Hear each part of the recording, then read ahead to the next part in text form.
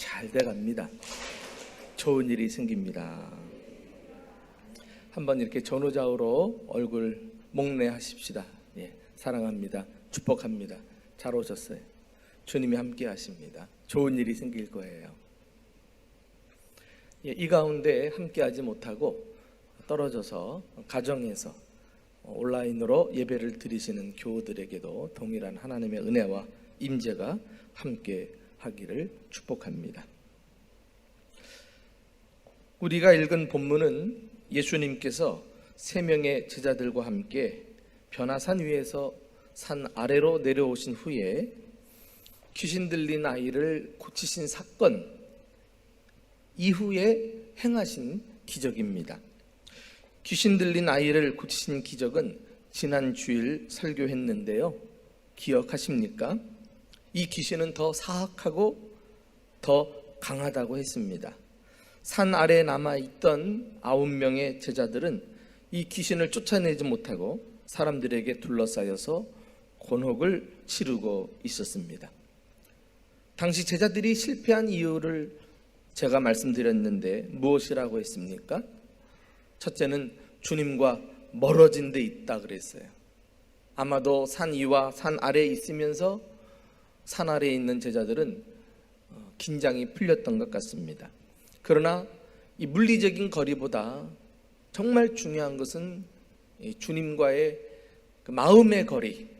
우리는 어디 있든지 어디서 예배를 드리든지 이 주님을 더 가까이 하기 위하여 긴장을 늦추지 않고 주님과 주의 전을 사모한다면 우리는 결코 믿음에서 떨어져 나가는 일이 없을 것입니다. 또 이들은 영적인 자만심을 가지고 있었다. 과거에 한 번 귀신을 쫓아낸 것 가지고 자만하다가 이번에는 통하지 않았어요. 우리는 한 번의 성공과 업적을 그것도 중요하지만 그것에 머물러서는 안 됩니다. 늘 겸손하게 주님의 은혜를 구해야 하겠죠. 그리고 세 번째는 기도가 중단이 되었다. 우리는 나에게 다가오는 모든 문제들에 대해서 항상 주님 앞에 기도해야 된다는 사실을 지난 시간에 배웠습니다. 이때 예수님께서 하신 말씀을 기억하십니까? 우리 마가복음 9장 29절 다 같이 한 목소리로 읽어봅시다. 시작. 이르시되 기도 외에 다른 것으로는 이런 종류가 나갈 수 없느니라. 이런 종류. 지금까지 마귀를 쫓아와 사탄을 쫓아냈지만은 우리에게 다가오는 모든 영적 세력들과 문제들은 그때마다 우리가 기도하면서 물리쳐야 될 다른 종류의 것들임을 늘 기억하면서 항상 주님의 능력으로 무장해야 한다는 사실을 우리가 기억해야 되겠습니다. 자, 이와 같이 제자들은 예수님의 십자가 죽으심이 가까이 오면서 믿음이 흔들리지 않도록 필요한 것들을 하나하나 구비하고 있어야만 했습니다. 예수님은 바로 이어서 오늘 본문에 나오는 기적을 행하십니다. 이름하여 물고기 입에서 동전을 얻은 기적입니다. 내용은 간단하죠. 가버나움이란 곳에서 예수님은 세금 문제로 공격을 받으십니다. 성전세를 징수하는 사람들이 제자 베드로에게 시비를 걸어온 거예요. 그때 예수님은 바다에 가서 물고기를 잡아오라고 말씀하십니다. 그리고 먼저 잡은 물고기의 입을 열면 그 안에 동전이 들어있을 것인데 그것을 가지고 세금을 내라는 말씀이었습니다. 저는 편의상 동전이라고 했지만은 본문에는 이 동전의 이름이 한 세겔이라고 구체적으로 나와 있습니다. 출애굽기 30장 같은 곳을 찾아서 읽어보시면 율법에 의하면은요, 유대의 모든 남자들은 20세가 지나면 1년에 한 번 성전세를 내야 했습니다. 이것을 전국적으로 모아가지고 성전을 관리하거나 수축하거나 복구하는 비용으로 사용하게 되었죠. 그 액수는 반세겔이었어요. 그러니까 성전에 바쳐야 하는 것은 1년에 반세겔씩 모든 성년 남자들이 참여를 해야만 했습니다. 이 반세겔은 노동자 이틀 임금에 해당되는 액수입니다. 예수님과 베드로가 물고기 입에서 나온 한 세겔을 가지고 두 사람의 성전세를 낸 것이지요. 참 재밌고도 신기한 기적입니다. 본문에는 더 이상 기록되지 않았지만 베드로가 바다에 가서 물고기를 잡았을 때 예수님 말씀하신 대로 그 입에서 한 세겔을 발견하고는 얼마나 놀랐겠느냐 말이에요. 예수님은 단지 마술 같은 신비한 능력을 과시하시려고 이 기적을 행하신 것은 아니었을 것입니다. 예수님의 기적은 겉으로 나타나는 현상을 넘어서 그 안에 우리가 반드시 알아야 할 중요한 교훈이 담겨 있습니다. 예수님은 십자가 사건을 앞에 두고 제자들이 꼭 배워서 실천해야 할 것들을 지금 쉬지 않고 가르치고 계신 것입니다. 아마도 이것은 모든 그리스도인들에게도 해당되는 교훈이 아닐까요? 과연 본문의 기적이 우리에게 가르치는 교훈은 무엇일까요? 첫째는 교회에 대한 의무를 다하라는 것입니다. 자, 우리 한번 24절, 25절을 함께 읽어보실까요? 시작. 가버나움에 이르니 반세겔 받는 자들이 베드로에게 나와 이르되 너희 선생은 반세겔을 내지 아니하느냐? 이르되 내신다.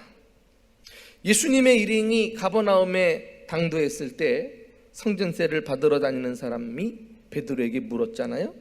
당신네 선생님은 성전세를 안 바칩니까? 그러자 베드로가 대답합니다. 물론 바치지요. 내지요. 이것은 베드로가 예수님과 상의하지 않고 일방적으로 대답한 거예요. 그러나 예수님은 상황을 이미 아시고 베드로가 방 안에 들어오자 물고기 입에서 나온 한 세겔로 성전세를 바치라고 명령하십니다. 이것은 예수님께서 친히 성전에 대한 의무를 성실히 지키셨음을 보여줍니다. 성전세는 부자라고 많이 내고 가난하다고 덜 내고 하는 이런 것이 아닙니다. 앞서 말씀드린 대로 반세겔은 노동자 이틀 임금에 해당되는데요, 모두가 가난해도 내야 하고 부요해도 내야 했습니다. 이렇게 빈부귀천 따지지 않고 모두가 반세겔씩 내라고 하는 것은 하나님의 성전에 대한 의무를 우리에게 말해주고 있습니다. 그래서 예수님도 내셨고 베드로도 냈던 것입니다. 사랑하는 교우 여러분, 우리는 어떻습니까? 하나님의 성전에 적을 두고 있고 성전을 출입하면서 하나님을 예배한다면 우리 역시 성전에 대한 의무를 다해야 할 것을 본문은 교훈하고 있는 것입니다. 교회는 이렇게 성전에 대한 의무감을 가지고 교회를 섬기는 사람들에 의해서 유지되고 지켜져 왔다는 사실을 우리는 결코 잊어서는 안 될 것입니다.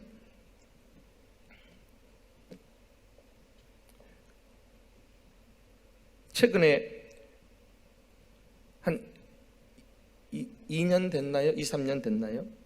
교회 피아노가 여러분들이 보고 계신 이 자리에 있었던 피아노가 한 20년이 지나면서 자꾸 소리가 변하는 일이 발생했습니다. 그때 이 피아노 소리에 마음을 쓰시는 분이 있었어요. 더 좋은 소리로 성도들과 함께 하나님을 마음껏 찬양하기를 원했습니다. 그래서 새 피아노를 헌물해서 지금 우리가 이렇게 사용하고 있는 것입니다. 이게 작은 금액이 아니죠. 지금 코로나19로 인해서 현장 예배와 영상 예배를 함께 드리고 있는데요, 이전에 예배 실황을 중계하는 저 가운데 있는 카메라가 해상도가 떨어져 가지고 동영상 화질이 설명하지 못했어요. 한 성도님은 목사님 설교가 TV 방송으로도 나가는데 다른 교회들하고 비교가 되는데 우리 교회 설교만 화질이 떨어져서야 되겠습니까? 그리고는 수백만 원의 고급 화질 카메라를 헌물해서 설치를 했지요. 그랬더니 지금 제 설교 동영상이 TV로 잘 나가는 것뿐만 아니라 이렇게 영상 예배를 보는 불가피한 상황이 벌어지면서 이게 고화질로 중계가 되니까 집안에서도 좋은 영상으로 예배를 드리고 있는 거 아니겠어요? 많은 분들이 혜택을 받아요.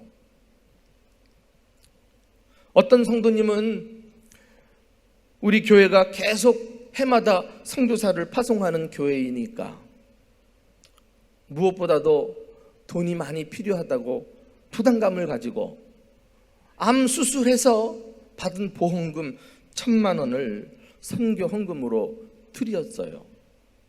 이런 헌금들이 모아져서 우리는 기적같이 해마다 선교사를 파송하고 있지 않습니까? 어떤 성도님들은 코로나19로 인해서 가정경제도 사업장도 어려운데 교회 지정은 얼마나 더 어렵겠느냐고. 이분도 암수술 마친 다음에 3,000만 원 오히려 감사헌금을 드리고, 암수술 환자가 수술 받자마자 여러분들과 같이 마스크 끼고 이곳에 나와서 예배를 드리고 있더라고요. 어떤 분은 이렇게 헌신하는 분들에게 감동을 받고서는 또 500만 원을 가지고 와서 교회 재정에 보탬이 되면 좋겠다. 이게 뭐 하늘에서 떨어진 돈입니까? 내가 보니까 부자들도 아닌데 교회에 대한 의무감을 느끼는 거예요.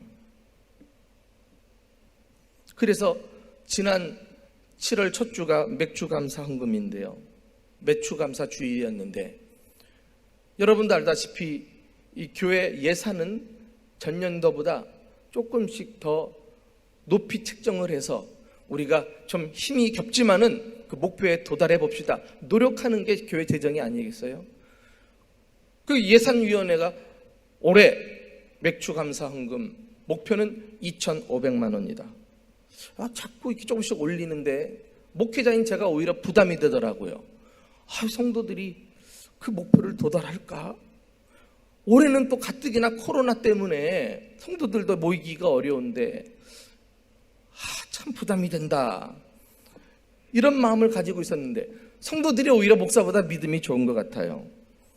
올해 맥주감사 헌금 목표가 2,500만 원이었는데 해마다 그 목표를 모든 절기 헌금이 도달하는 것이 어려웠는데 이번에 맥주감사 헌금은 2,500만 원을 넘어서 2,700만 원, 2,800만 원 가까이 여러분들이 헌신을 하셨더라고요.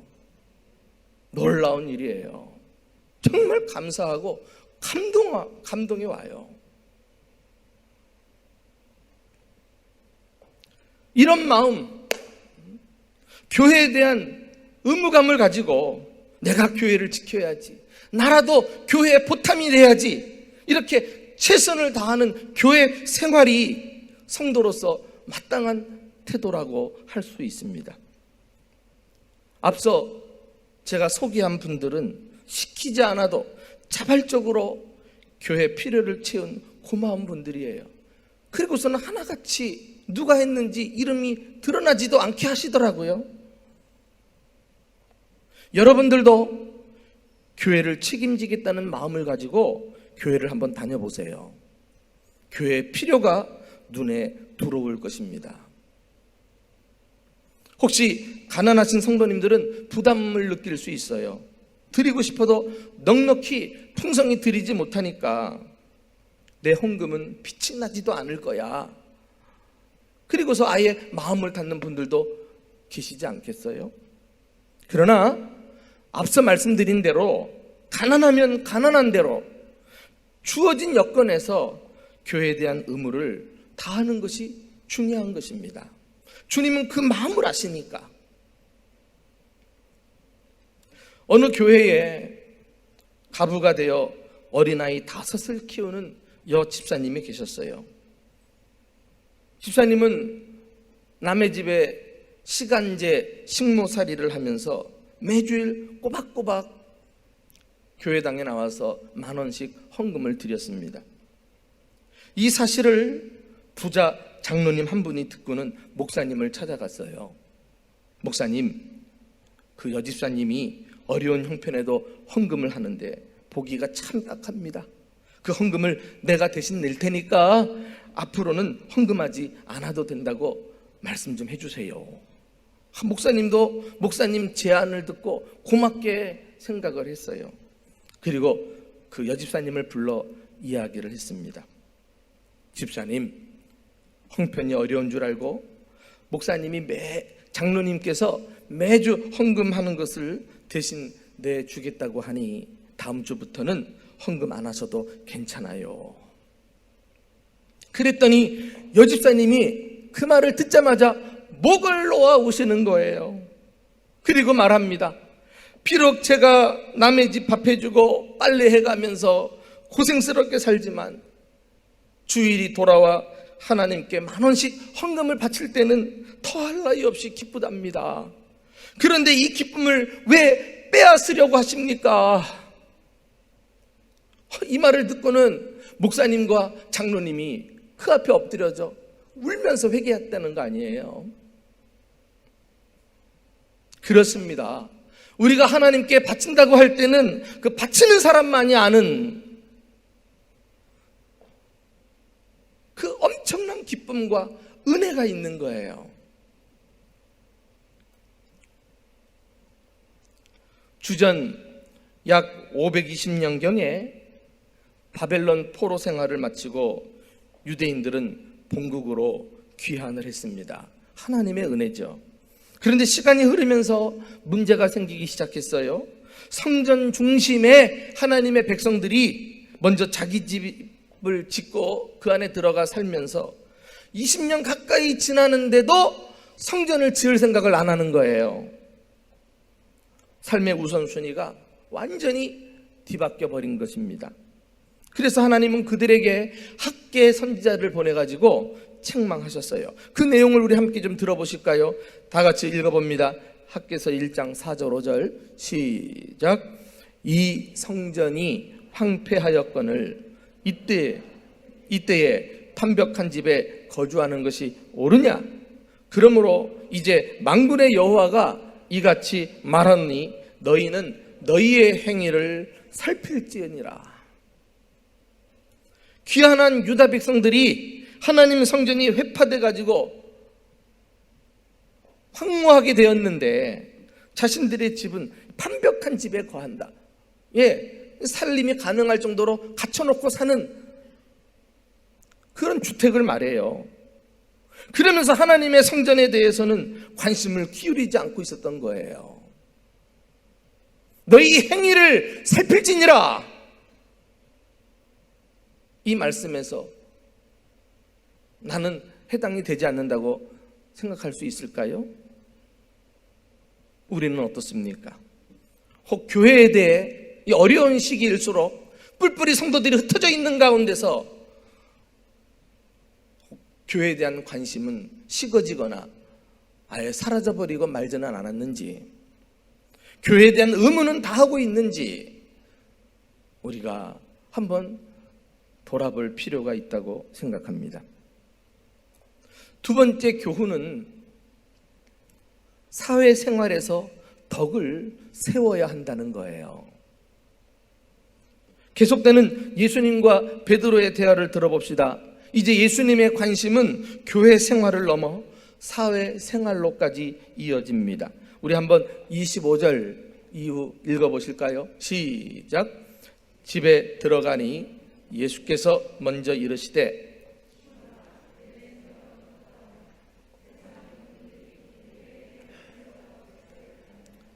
자기 아들에게냐 타인에게냐?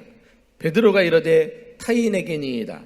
예수께서 이르시되 그렇다면 아들들은 세를 면하리라. 그러나 우리가 그들이 실족하지 않게 하기 위하여 주라. 세상 임금이 세금을 받느냐? 아들들은 세를 면하리라. 이게 무슨 말씀이에요? 예수님이 이 세상에서 진정한 사람이, 진정한 왕이시요 하나님의 아들이시기 때문에 오히려 세금을 받으실 분이지 세금을 내실 분은 아니라는 거예요. 그럼에도 불구하고 세금을 이와 같이 내시는 이유는 무엇일까? 이것이 그리스도인이 세상을 살아가는 중요한 원리입니다. 바로 그들이 실족하지 않게 하기 위하여, 다시 세상 사람들이 우리를 보고 오해하지 않도록, 예수님은 당신이 세금을 내지 않기 때문에, 내지 않아도 당연하신 분일진데, 그러나 율법을 지키지 않는다고 비난을 받지 않도록, 그래서 불필요한 이런 시험거리를 주지 않도록 세상 사람들 앞에서 신중하게 처신을 한 것입니다. 한마디로 쓸데없이 오해 살 필요가 없다는 거예요. 그리하여 부득불 성전세를 내고 계십니다. 여러분, 이와 같이 자신의 마땅한 권리를 포기하고 다른 사람의 유익을 위해 행동하는 것, 이것을 또 다른 말로 덕을 세운다, 건덕이란 말 우리가 많이 듣잖아요, 교회 생활하면서. 이 덕을 세우는 거 얼마나 중요한 인간관계의 원리인지 몰라요. 우리 로마서 15장 2절 말씀 다 같이 읽어보겠습니다. 시작. 우리 각 사람이 이웃을 기쁘게 하되 선을 이루고 덕을 세우도록 할지니라. 사회생활에서든지 교회 안에서든지 모든 내가 적용해야 될 인간관계 원리는 내가 덕을 세우는가? 이것은 다른 사람 비위를 맞추라는 그런 얄팍한 차원의 의미가 아닌 것입니다. 정말 타인의 영적인 유익을 위해서, 그가 구원받고 믿음이 세워지는 일을 위해서라면 나 하나 희생하더라도 그 필요를 채워주는 그런 뜻에서 덕을 세우는 것을 말해요.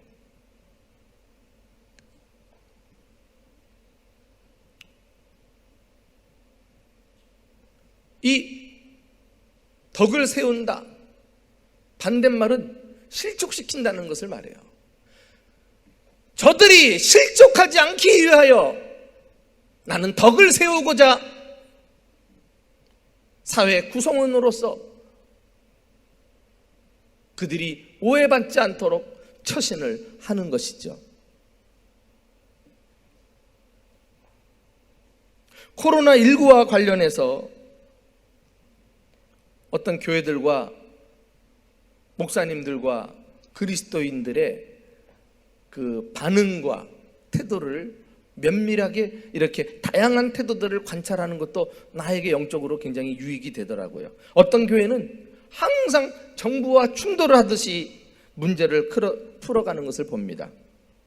정부가 방역을 이유로 기독교를 탄압한다느니 교회를 자기들 뜻대로 이번 기회에 주무르려고 한다든지. 그러나 여러분, 지금은 정부의 노력에 교회가 협조해야 될 때가 아닐까요? 얼마나 고생하고 수고하십니까?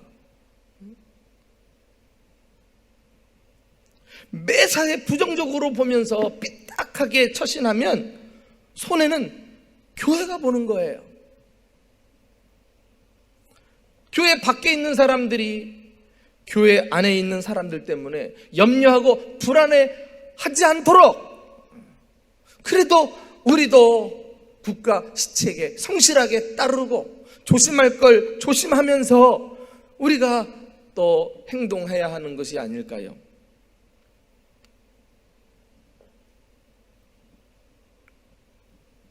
빌립보서 2장에 가서 보시면은 실족치 않게 한다, 덕을 세운다 라는 말과 아주 유사한 의미를 가진 지침이 또 나와요. 자, 우리 한번 빌립보서 2장 14절을 함께 읽어보실까요? 시작. 모든 일을 원망과 시비가 없이 하라. 이는 너희가 흠이 없고 순전하여 어그러지고 거스르는 세대 가운데서 하나님의 흠없는 자녀로 세상에서 그들 가운데 빛들로 나타나게 될 것이다. 모든 일을 원망과 시비가 없이, 불평하지 말고 다투지 말라는 거예요. 이게 중요한 우리 그리스도인들의 사회생활의 원리입니다. 우리는 어찌든지 화목을 추구하고, 어찌든지 우리는 분쟁하는 곳에 가서 다리를 놓아주고 섬기고 낮은 자리에서 주님의 사랑을 실천해야 하는 사람들일진데, 왜 우리 그리스도인들이 세상을 닮아서 세상 사람들 살아가는 방식으로 똑같이 싸우고 충돌하면서 문제를 풀어가야 되겠느냐 말이에요.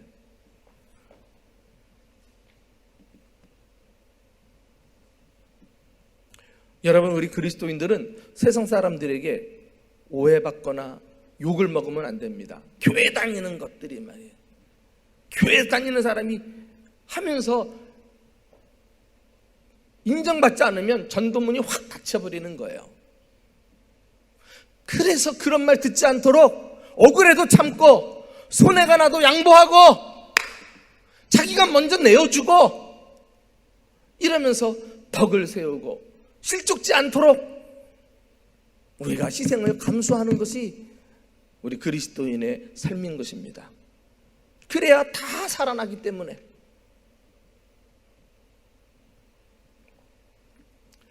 마지막 세 번째 교훈은 예수님의 공급을 신뢰하라는 거예요. 사랑하는 교우 여러분, 오늘의 메시지가 코로나19로 인해서 어려움을 겪는 분들에게 얼마나 부담스러운 내용인지 저 자신이 잘 알고 있습니다. 과연 성경의 가르침대로 살면 나는 손해만 보고 세상에서는 희생을 당하지 않겠는가? 그럼 나는 누가 돌봐주고 누가 지켜줄 것인가? 어떤 분은 이렇게 얘기할 수도 있어요. 목사님이 날 지켜줄 거예요? 책임지실 수 있어요? 예수님께서 베드로에게 하신 명령 속에 그 해답이 있어요. 어떤 명령입니까? 우리 27절 다 같이 읽어보실까요? 27절 시작. 내가 바다에 가서 낚시를 던져 먼저 오르는 고기를 가져 입을 열면 돈 한 세개를 얻을 것이니 가져다가 나와 너를 위하여 주라 하시니라. 할렐루야. 여러분, 놀랍지 않습니까? 예수님과 제자들에게 무슨 세금 낼 돈이 있단 말입니까? 그러나 사람들이 전혀 생각하지 못하는 방식으로 예수님은 필요를 공급해 주시는 것입니다. 베드로도 대단해요. 일단 머리로 이해가 되지 않아도 순종하고 보는 거 있죠. 그래서 바닷가로 쫓아갑니다. 낚시를 합니다. 그래서 기적을 경험하는 거예요. 여러분, 제일 먼저 낚은 물고기 입에서 그것을 여니까 한 세겔이 들어있는 것, 이게 우연일까요? 주님께서 한 물고기를 정하사 그로 하여금 동전을 삼키게 하시고, 그리고 베드로를 바다로 보내사 둘이 만날 수 있도록 물고기를 정확한 시간에 정확한 장소로 이끌어 들이사 이 베드로 손에 들어오게 하신 것 아닙니까? 놀라운 섭리입니다. 이렇게 말 못하는 민물에 속한 동물까지도 다스리실진데 왜 우리를 돌보지 않으시겠습니까? 여러분, 구약 성경에 아주 기가 막힌 아름다운 사연을 담은 성경이 있는데 바로 룻기라는 책이잖아요. 이 룻은 이방 땅 모함 여인이에요. 하나님을 전혀 알지 못해요. 근데 어느 날 저 이스라엘에서 온 믿음의 가정을 만나 믿는 이스라엘 남자와 결혼을 합니다. 그런데 그 집안 남자들이 다 죽어요. 그리고 시어머니 나오미와 함께 어떻게든 좀 살아보려고 다시금 이스라엘로 이사를 옵니다. 그런데 놀라운 일이 일어났어요. 우리 한번 룻기 2장 3절 4절을 다 같이 읽어보실까요? 자, 다 같이 읽어봅니다. 시작. 룻이 가서 베는 자를 따라 밭에서 이삭을 줍는데 우연히 엘리멜렉의 친족 보아스에게 속한 밭에 이르렀더라. 마침 보아스가 베들레헴에서부터 와서, 기가 막힌 두 단어가 여기 나와요. 이 단어 한번 띄워놔 보세요. 우연히 엘리멜렉의 친족 보아스의 밭에 와서 이삭을 주어요. 이 가난한 여인이. 그런데 또 바쁜 그 땅의 주인인 보아스가 마침 베들레헴에서부터 와가지고 자기 땅을 둘러보는 이 기가 막힌 두 사람의 만남.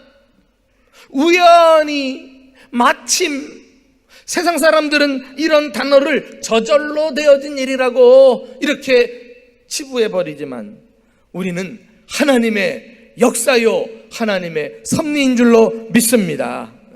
물고기 하나하나 그 움직임을 인도하신 하나님께서 이 룻의 발걸음을 인도하시고 또 멀찍이 있던 보아스의 발걸음도 인도하셔서 정확한 시간에, 소위 이것을 exactly 타이밍이라는데, 정말 하나님의 뜻을 이루기 위해 주님께서 섭리하사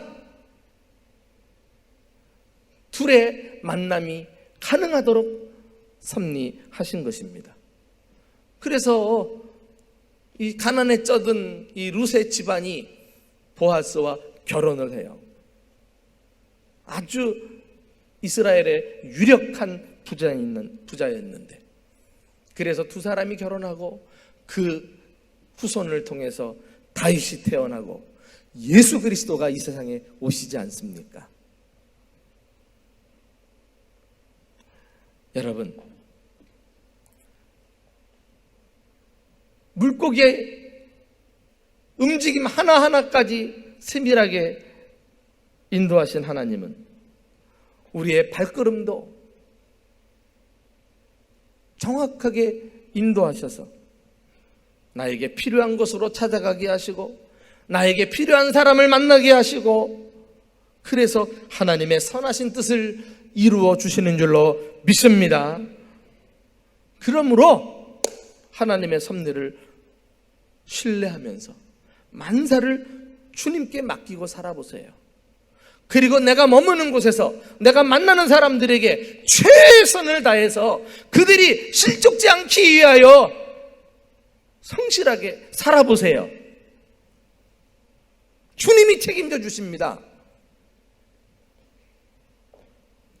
이스라엘 백성들이 40년 광야 생활을 하면서 기적같이 살아서 약속의 땅 가나안에 들어가지 않았어요.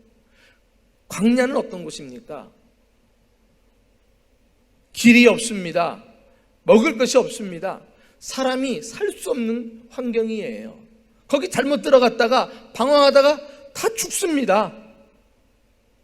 그런데 이스라엘 백성들은 버젓이 살아서 가나안 땅에 들어오지 않았습니까? 그러나 그것은 결코 기적이 아니었습니다. 하나님의 돌보심이었던 것입니다.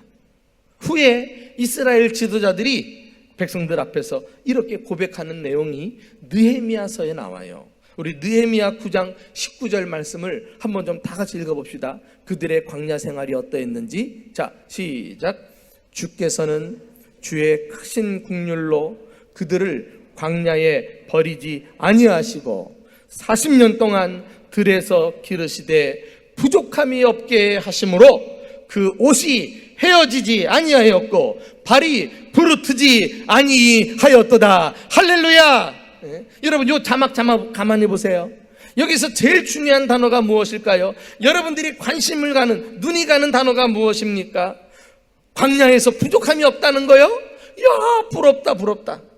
옷이 헤어지지 않았다는 거요? 어떻게 이런 일이 가능할까? 신발이 헤어지지도 않고 발이 부르트지도 않았어요. 눈이 번쩍 뜨이는 단어 아닙니까? 그러나 여러분, 우리 믿음의 백성들에게 있어서 제일 중요한 단어 한 가지가 눈에 들어와야 돼요. 그것이 맨 앞에 나오는 주께서 하신 일이에요.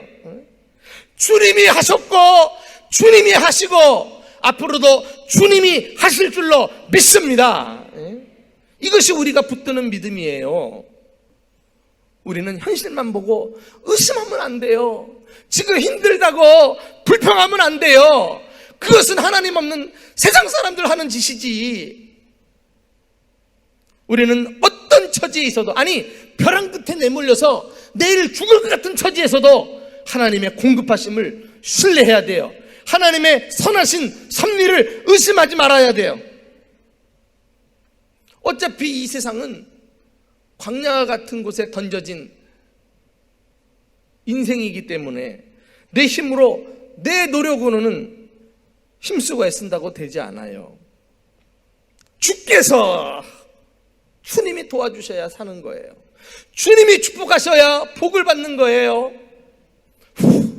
하고 주님 부르시면 내가 다 움켜쥐고, 그래서 모아두고 쌓아둔 거 한순간에 날라질 수 있습니다. 구멍이 뻥 뚫려서 다 새어나갈 수 있는 거 왜 우리가 모르십니까? 주께서, 그 주님을 우리가 의지하고 신뢰하며 사는 거, 이게 진짜 믿음이 아닐까요? 사랑하는 교우 여러분, 기적을 통해 보여주신 예수님의 가르침을 귀담아 듣고 함께 마음에 새깁시다. 나도 어렵지만 우리는 그럴수록 더욱 교회에 대한 의무를 다하셔야 합니다.